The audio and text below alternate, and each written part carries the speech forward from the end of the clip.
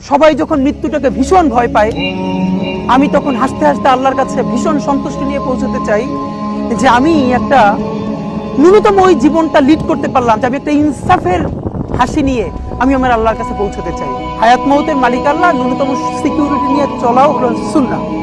কিন্তু আমাদের লড়াইটা হলো, আমার মা স্বাভাবিকভাবেই কান্নাকাটি করেন, আমার পরিবার সবাই। তো আমি আমার মাকে বলেছি যে দেখো, মানে আমরা যে লড়াই নেমেছি, আমার একটা মনে হয় কি কোনো রাজনীতিবিদের না বাসায় মৃত্যুটা হইতে পারে না, এটা কোনো ভালো মৃত্যু না।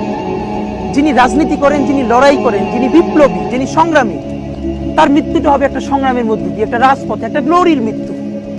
আমি তো ভীষণভাবে প্রত্যাশা করি, আমি ছোটবেলা থেকে এই স্বপ্নটা দেখি, অনেক জায়গায় বলেছি যে একটা তুমুল মিছিল হচ্ছে অন্যায়ের বিরুদ্ধে, সেই মিছিলের সামনে আমি আছি, কোনো একটা বুলেট এসে আমার বুকটা হয়তো বিদ্ধ করে দিয়েছে, এবং সেই মিছিলে আমি হাসতে হাসতে আমি শহীদ হয়ে গেছি।